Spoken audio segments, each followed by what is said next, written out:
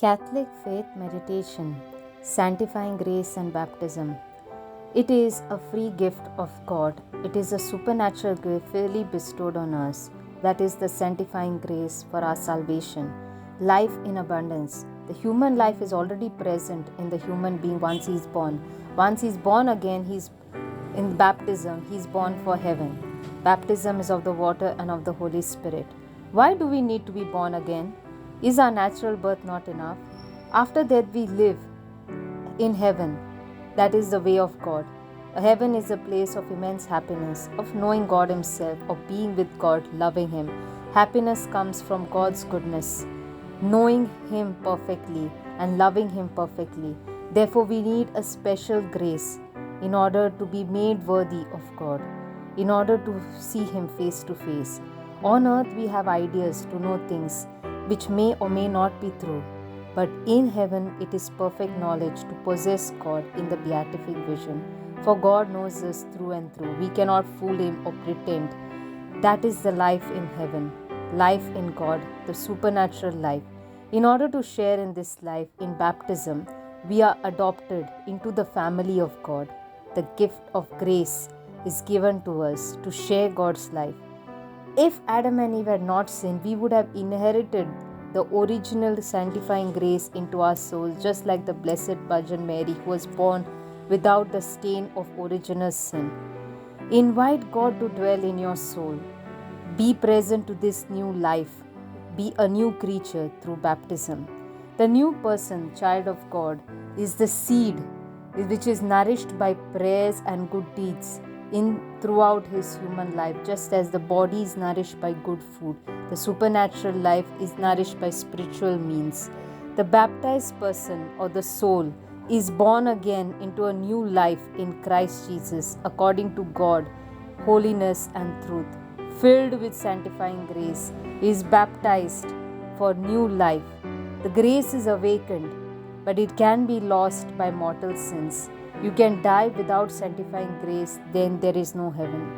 It is a precious possession. We need to keep this grace, guard it, preserve it in the soul, frequent the sacraments of penance, be always in the state of grace, confess your sins, have true contrition of heart. Baptism is received only once. We cannot receive it again and again. This life is the only opportunity for grace that will decide whether we'll get heaven, the treasure, or not. For every good deed, every prayer, every mass, every holy communion, every sacrifice done will add to our state of grace and will make us worthy of heaven. We die in the state of grace, we have the capacity for heaven. Our soul will be healthy. Baptism is of water, of desire, and of blood. Anybody can baptize another if in case of danger. The person needs to pour water on the forehead and say, I baptize you in the name of the Father, Son, and the Holy Spirit. The person who pours the water has to say the words of the baptism formula. Nicodemus in the Bible asks, how can anyone be saved? Jesus said, through water and the baptism. That gives life on the earth. We need to make ourselves worthy of heaven, so that whatever we do not understand now on this world, because of the imperfect knowledge, will be made clear in heaven, where we'll experience the joy of heaven, the sharing of the life of God. We will partake in the divine nature of God. We will be present in the new Garden of Eden, in the state of grace. In baptism, it is a life of supernatural grace, an eschatological life, a life of the future of heaven, for which we prepare ourselves here on earth. The sacraments. The grace to the soul for existing for heaven. God personally intervenes in our lives. He saved us from our sins by founding the church, and He left it for us in order to get us saved for eternal life. He works in His church by the sacraments, which are the outward signs of inward grace. It is ordained by Jesus Christ, by which the grace is given to the soul, the power of God. For human beings have a body and a soul. Grace is for the soul. God can put it directly without anything material, but we need a physical form, matter plus the words to be said. For in baptism, water is poured on the child's head with the words that are being pronounced. There, the soul is filled with grace. For confession, the words of absolution will be said aloud and the sins are wiped out. God gives His reassurance. So there are outward signs and symbols. Water at baptism, symbol of washing the original sin from the soul. Chrism oil at confirmation, strengthening the soul. But the true meaning is ordained by Jesus Christ. All 7 sacraments come from Him, instituted by Him, and since the early church we have been following it till today. Martin Luther, the Protestant, said that only 2 sacraments are enough, that is, matrimony and baptism. Matrimony gives us grace to live in harmony with the spouses, bring up the children, and give the grace for priesthood is to live a holy life, forgive sins, teach others, and live a celibate life. The graces vary according to the needs of the person. You need to receive it worthily with the right attitude of mind. Penance and baptism are other sacraments which can be received and should be received in the state of grace. Holy Communion, confirmation, matrimony brings grace in the soul. And grace, if married, is not valid, but you do not get the nuptial graces to live your life. If you go to confession, receive grace, then the grace of the sacrament is deferred. Sacraments received worthily, administered by a priest, bishop who belongs to the church of God, then the sacraments will give you the power, no matter what. Remember that we belong to God. Our soul gets grace from God. It may or may not be felt. Because the thing you got, the grace of God, you need the right mind and the disposition for the grace. You need the faith to receive the grace. Baptism is always first, followed by the other sacraments. Confirmation, like baptism, is once again a sacrament which marks the soul. It's confirmed forever, confirmed and made strong Christian to proclaim the truth always, be the soldier of Christ, defend the church, witness it. It is promised by the Holy Spirit, the Paraclete, that He would send the Holy Spirit to help us, the third person of the Trinity. At Pentecost, the Holy Spirit came down on the apostles and on the Blessed Virgin Mary like a loud wind, like flames of fire, and rested on them to make them go out and preach the good news. Till then the apostles were hidden, but then that day they baptized almost 3,000 people. Now the Holy Spirit come to not as fire, but with the same enthusiasm to preach the faith, to correct error. At the age of 14, when this sacrament is administered, it is a time of serious commitment to belong to the Catholic Church, follow its teachings, even though we may be persecuted. We have to choose, and then we have a sponsor. Then we have our godparents, our close relatives. Then we need to choose a patron saint, a saint which we are devoted to and interested in following for the rest of our lives. In case we are in danger of death, can be confirmed even by a priest. We directly go to heaven with extra grace. The minister of baptism is usually a bishop, and he inspires you to be a good Christian.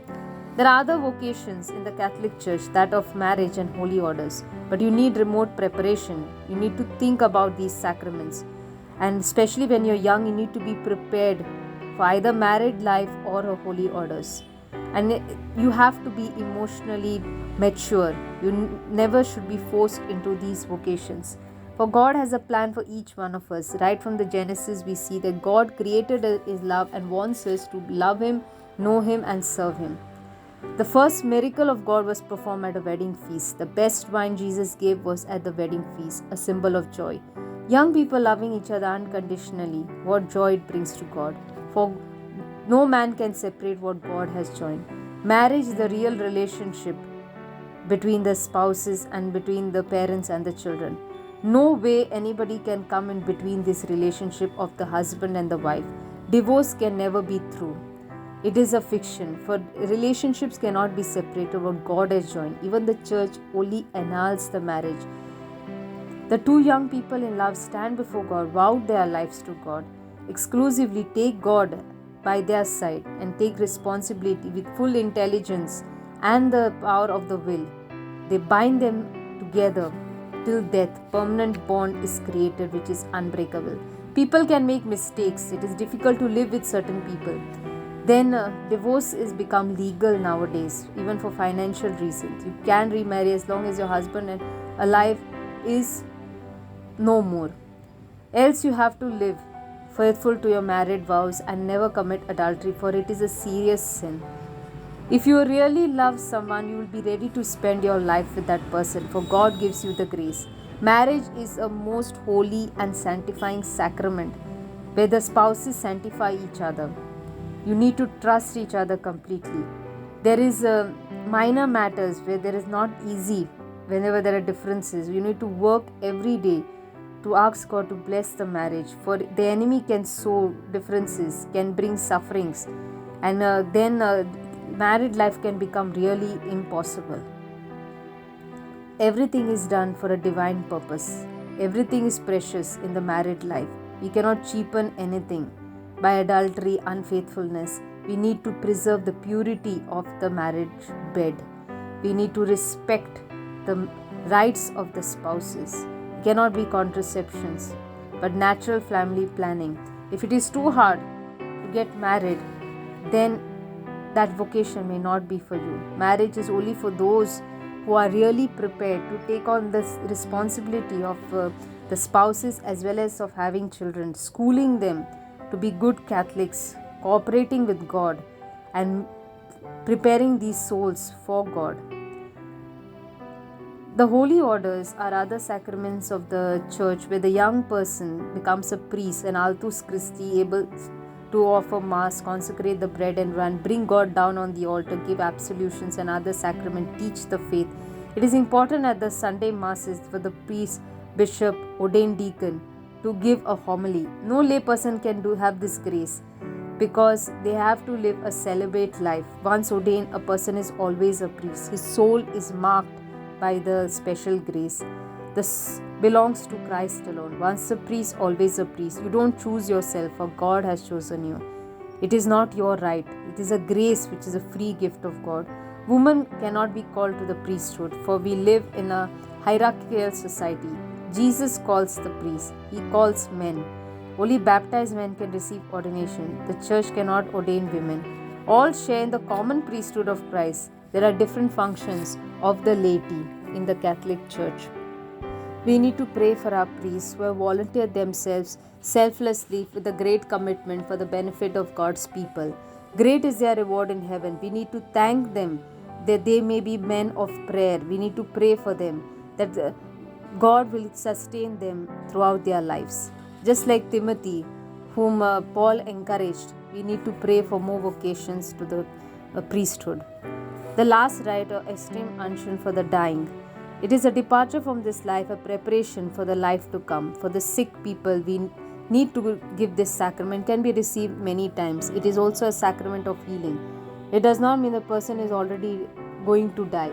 You need to bring a priest to the confession, especially when the person is in danger of death. The priest comes, he'll hear the confession, give the viaticum, the last sacrament, prepare the person for the journey, anoint him with the holy oil, and give an apostolic blessing. Because the shepherd of the church cannot be present at every deathbed. So the last journey towards the judgment is prepared. There is a big difference between heaven and hell. You can receive these sacrament more than once and helps the person recover health. Baptism, confirmation, holy orders can be received only once. Last rites or the extreme unction can be received again and again. Marriage can be again if the spouse dies. Penance and Holy Communion can be received frequently. The church is for the church of grace through sacraments which come from God. Everything comes from God and goes back to God. Every time we receive these sacraments and we enter through the door of these sacraments, we receive the compassionate love of the Father. We receive the graces of the Catholic Church to walk a spiritual pilgrimage. We get the grace to bear with our neighbors, to perform corporal and spiritual works of mercy, and to be fully sustained by grace in our spiritual life. Ecumenism. After the Second Vatican Council, there are a lot of talks about this ecumenism. What is ecumenism? God created us in His own image and likeness. Jesus became man after his incarnation and lived for 33 years on this earth. God is living within us. And even whatever time it is, no matter whatever day is, he is always present with his church. He teaches us the truth. He is present in the Blessed Sacrament. We need to be a living sacrifice unto God. We need to be spiritually nourished. How much is required from us is very important, that we go beyond the devotions and also the doctrines and really live in a true relationship with God. We are always together with Him. We need knowledge of holy things which directs our will to love God. Ignorance in faith, laxity in faith will cause us to stumble in the paths of the evils of modern day society. We need the true conversion of faith.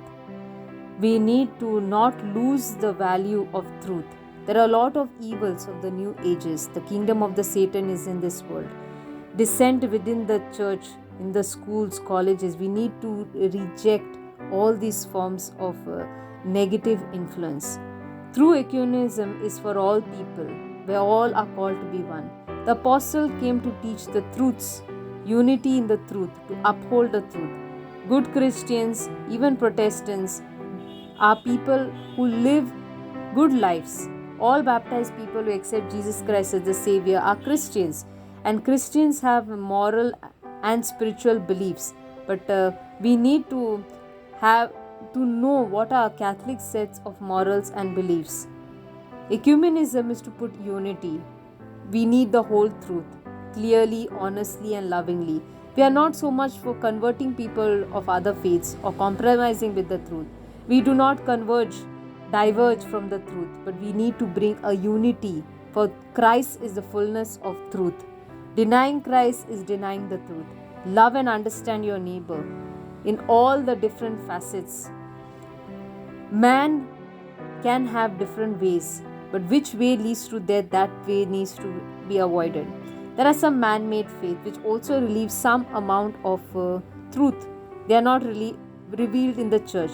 There are aspects of faith, truth, which are revealed by Christ. There are no new truths revealed after the death of Christ. Christ brought the fullness of truth. We need to respect other faiths.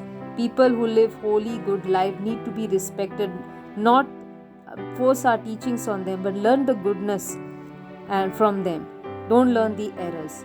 So there is much that unites us and less that divides us. All agree that God is one. God is a supreme God. Jesus lived on the earth. Theology may vary. We may disagree on fundamental truths and many aspects, especially among the Protestant circles. Nor can we accept all the teachings on grace. We cannot accept virginal birth, authority, infallibility of the Pope, the real presence of Jesus in the Blessed Sacrament. Morals can differ. Even contraception, divorce rules, remarrying, and other things may differ. Even abortion rules may differ. But people are put up everything. And we need to have a sense of brotherhood, especially on those terms where we have a common ground. There has to be harmony in the truth. Truth is the whole truth, not half truth. Truth has the power. It is to be recognized, respected. You give the truth lovingly with understanding. Explain to them. Account for it. You live the way of the truth. Go for your mass daily. Married couple need to explain what it is to live a holy married life. Pray together. Encourage the non-Catholics not only to pray. Encourage the Protestants should never preach to a Catholic congregation because it is against a canon law, can be a scandal.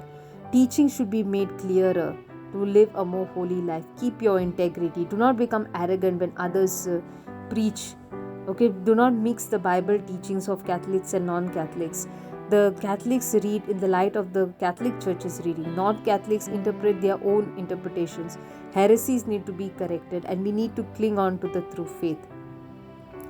God is a God of all. The Protestants' programs sometimes are against the Catholic. We need to recognize the unique importance of the Catholic Church. The Church must be part of a whole evangelization. We cannot separate evangelization and Christ in the Church. The best ecumenism at the end of the day is our life, our conversation, our behavior, how we practice the truths, how we worship God, Our church need not be perfect. It is full of sinners. It's not more about the people, but it is the teachings, our final destiny in Christ, for what we are waiting for, a life of love, joy, peace in heaven. Teachers have to meditate on these truths, how beautiful these truths of the Catholic Church are. Only when we are not in harmony with our and know our truths, then we live distorted lives. The communion of the saints. All the saints were baptized Catholics who lived a good life on the earth. As Catholics, we are never isolated. We have an army of people to intercede for us. We have to help them. They are those in purgatory who pray for us. We can offer penances, sacrifices for them. All members of the church, whether in heaven, earth, or in purgatory, are in communion with each other because they are part of the body of Christ. We are all joined together. We cannot ignore anyone. We should pray to Mary and the saints and ask for their intercession and give them due honor. But the best honor and the highest honor is given to God. Through the creatures, God also can be honored. The supreme veneration, adoration to God alone. Response to God is adoration, praise, sacrifice, love directly at the Mass and prayers and through our actions. But we need to have a submission of will to our Creator. We are clay, He is the potter. We need to have hyperdulia to Mary and dulia to the saints. Respect everyone, worship and give honor only to God. Mary is all the queen of the saints. We ready to help us at any time. On earth there are too many saints who help us. Do not weep, for they will help you even after death. Therese would spend heaven doing good on earth. These saints, like us, people who were not born saints, they were experiencing the power of original sin. But through baptism, God's grace entered to their soul. And God, Holy Spirit, made them saints. They protected the truth. They distributed graces among the faithful. They responded fully to the grace and they won the battle. The grace varies among all the saints at different times. We need to choose a saint. It could be a saint from the Bible, a prophet, or a saint of our times, a martyr. There are different saints we can choose, or we may have a special liking to, like Saint Agnes, who was true to God, and her remains are there in the catacombs at Rome. They were martyrs who were killed by wild animals. Saints were rich, poor, clever, simple, quiet, talkative, all kinds of personality.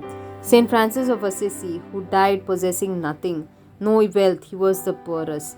Saint Benedict traveled, he had no home, visited all the churches. Saint Gerard and Saint Esther, they were lay brothers and sisters who loved God. Saint Thomas Aquinas, who had a brilliant mind and gave many teachings for the church. Saint Bernadette, quiet, simple, and had very little understanding, who Our Lady appeared at Lourdes, and she proclaimed the message of reparation for the world. Saint Teresa of Avila, a lively, very talkative and fun-loving Carmelite who made the reform of the Carmelite. She enjoyed parlor visits and even her niece joined, but she thought that she would spend all her life for God praying when she realized how much God had done for her. That is, she also prayed for graces, sacrifices to serve God, for the priest, for martyrs to live a more worthy life. That was what her calling was, to pray for the missionaries. We have Saint John Marie Vianney, the holy priest of ours, a simple man who had problems in studying, yet he was loved by the people. He was determined to make saints. He spent long hours in confessions, preaching all over France. Early popes, martyrs, Pope Pius X had a lot of troubles with the modernism entering the church. Accordingly, he brought new teachings. He worked bravely for the truth. Saint Louis de Montfort fought bravely to preserve the devotion to the Blessed Virgin Mary. Saint Ignatius of Loyola, who was a soldier and a founder of the Society of Jesus, also fought against the Protestantism reforms that were happening in the church. Many of these saints wrote books which inspired many. It had a big impact on the church. The martyrs give life to God's people by shedding their blood. The Roman martyrs, English martyrs, and the martyrs of today. We have other saints like Saint Scholastica, who was in a monastery in Europe. Saint Monica, the mother of Saint Augustine. Saint Francis Xavier was a missionary, traveled all around the world and died on his way to China. We have the three small children of Fatima who lived a life of holiness and reparation after Our Lady appeared to them. Saint Maria Goretti was attacked by her neighbor but chose death rather than to spoil her purity, and she even forgave her offender. Saint Augustine, who lived a bad life for 36 years but when converted became the greatest doctor of the church. We have saints in all situations. God put them in particular places where they could give God glory. They are not selfish people. Saint John the Baptist, the greatest prophet in the Bible, who said, "Let Jesus increase, let I decrease." They did not have a self hatred, but they were selfless. They're not easy, but everyday saints were full of humility, simplicity, and they had learned the painful lessons through persecutions and suffering. But they had a single minded focus on God. They found their joy in suffering. Even Mary, who was pierced with the sword, is one of the greatest among all the saints. Let us treat these saints as our friends. Let us not resent suffering. Let us pray for ourselves, for others, and ask the intercession of the saints to bring us closer to God.